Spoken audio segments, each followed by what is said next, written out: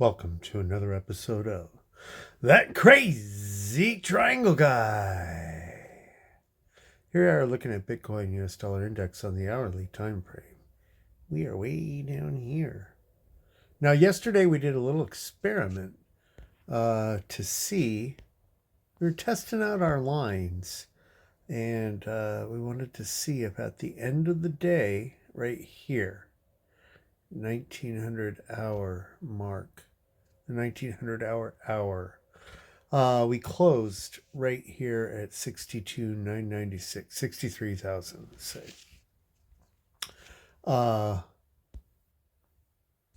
My hypothesis was that we would close up here near the top of the channel, near the top of our, near the top of, well, these two parallel channels. This one trending slightly upwards, and this one in our downward parallel channel. And we didn't do it at 1900 hours, which was the close of the US market, the close of the FBTC trading, but we did close up there at the end of the day. Actually, the first hour of the new day, we came up to that level and got rejection. Which is what we've been expecting all along. So let's go to the FBTC chart because it's interesting what we did there. At close yesterday on the FBTC chart, well, prior to the close, we came up right to this red line and got a rejection off of it and closed a little bit below it. And then on the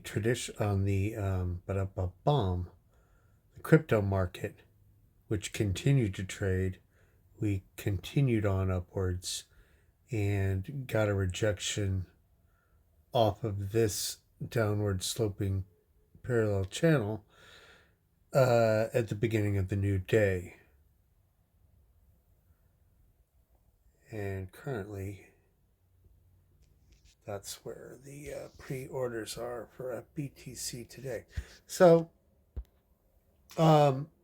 we got rejected off that red channel, which is very, very interesting because this red channel, let me make that a little dark. So I've darkened the red channel. And, in addition to these other channels, the green channel here that has depicted price action for FBTC since its lows initially here, the yellow channel or white channel, whatever color that is, depending on whether you have your blue blocker on or not, depicting price action downwards from our high here. And these purple channels that are similar in slope to the group of channels on the Bitcoin chart. We have this red channel that encapsulates the entire price action of FBTC. And you can see that basically we are oscillating in that channel. And what we've done here is that we have closed outside the bottom of that channel.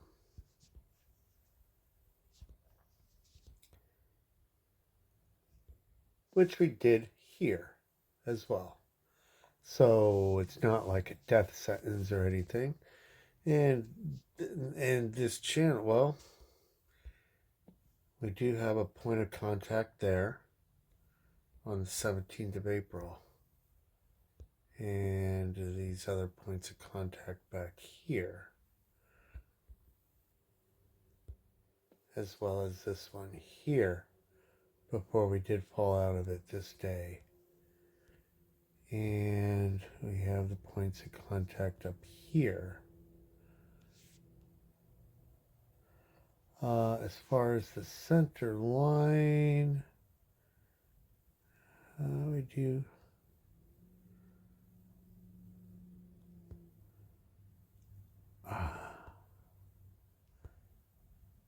have obvious price action along the center line, not with any necessarily real clear wicks to it. candle bodies closing on it. I mean, we do have some, but generally, it's very clear that there is. I mean, we come up to it here, come down, come up here, and then break through. So there you have that. So currently, yesterday we did fall below it, and today we are obviously below it, and I believe we will remain below it.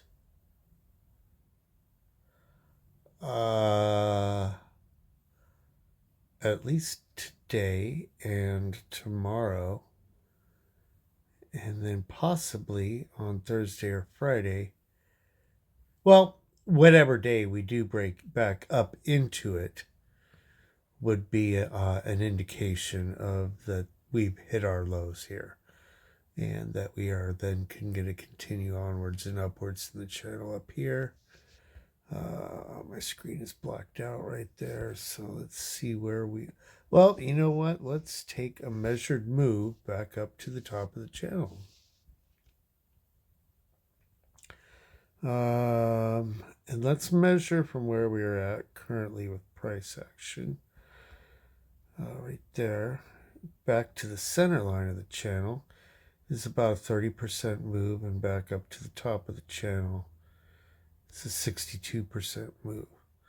So 30 and 62% move. Now we're going to go back to the Bitcoin chart. Well, before we do so, I want to further look at this red channel. We are on a daily time frame looking at FBTC. Why this red channel is significant, because I believe that we will continue ultimately. This red channel will denote the price action as we go on long term. Note that it is the purple channels and the red channel are both intersecting with one another. Now, if we go out to, well, we got to go out a little bit further here. If we go out to the end of the year, sometime around the end of the year, the bottom of the red channel, or just in the middle of November here. Oh, shoot, my screen. I got a black mark on my screen that I can't see anything. So around the middle of December, bottom of this channel is $152, and the top of this channel is $212 or more, 220 maybe. I didn't quite get to the top. Yeah, 150 to 220. And currently we are sitting at about 53. So that would be a 3 to 4x roughly. 3 to 4x from where we're at now. And as far as Bitcoin would go, then that would represent about a 187 to 250, 240, 50 Bitcoin price by the end of the year. And I've been predicting a 187 price for about a year now, probably. I don't know, since at least August of last year. So that all falls in line. So we're back on the Bitcoin index chart on the hourly time frame, and we have seen a bounce here from 60,740. But I don't expect we've come down as far as we're going to. You see an intersection of these lines right here, the center lines of channels. This downward sloping channel that we're traveling in, and the diagonal channels that have depicted Bitcoin price action throughout its history. These two center lines are crossing right here at about 60, right about 60,000. But I do believe that, and also as well, the bottom of the daily Gaussian channel is right here at 60,400. Now, when we do come through the daily Gaussian channel, it's not untypical for us to come out the bottom of the channel a little bit briefly and in a bullish market um, before hitting our bottom. So we could come down as far as the center line of this channel to 59,700. I wouldn't see that out of the question right here on the day of the FOMC meeting. And do I have that on an hourly? Well, I have that on, well, it's at the end of the market. I'm not sure when he speaks. Anyway, we're not going to adjust that right now. But ultimately, we could come down even lower. As others have pointed out, I don't typically haven't been paying much attention to moving averages, but here we have in light blue the 21-day moving average, which was pointed out by Tyler a few days ago, and others as well. Crypto Zombie, I think, mentioned it recently. And we mentioned it here on the channel that in the bull market. Let's switch to a daily time frame. As you can see, as we go back in time, we have our light blue line, and when we do have our bull rallies, this is like where we're at, the part of the cycle we're in right now. We come down to it, and it holds as support throughout the bull rally there in 2021, back here in 2017 as well. And you can see here even that we did wick through it a little bit. So if we do come down and wick through it a little bit, it's not the end of the world. And even back here kind of came through it a little bit. So it's not the end of the world if that happens, but we pretty much do hold that as support throughout the bull market.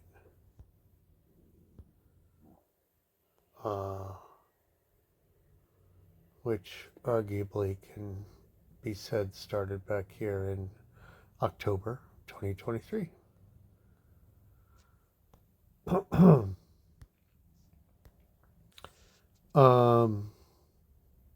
And so where is that now? That happens to be at 54,000, and it's continuing upwards. Now, I've long said that this 56,000, and a lot of others have said too, but I don't necessarily know that they give reasons why this area,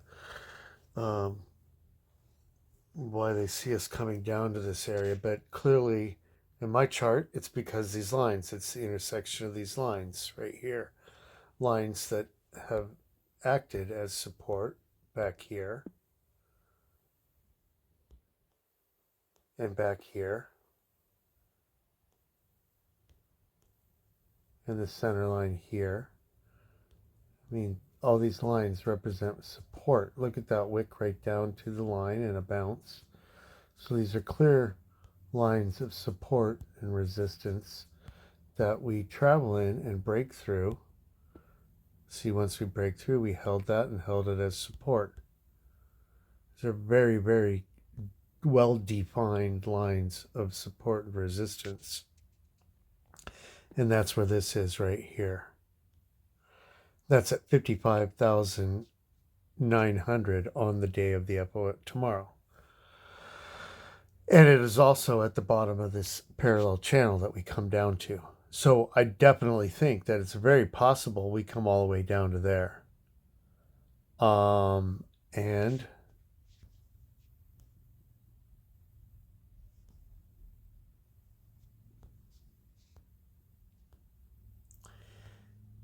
it could even be possible. I mean, and I'm talking on a very, very bearish case scenario. Like we get major macro negative news out there in the world that we come down as far as 48,000 here. And that would be causing panic with it, because a lot of people have leverage down at that region, and a massive sell-off, scare and a massive sell-off, having those people trying to cover, could cause it to go down that low. And if you'll note,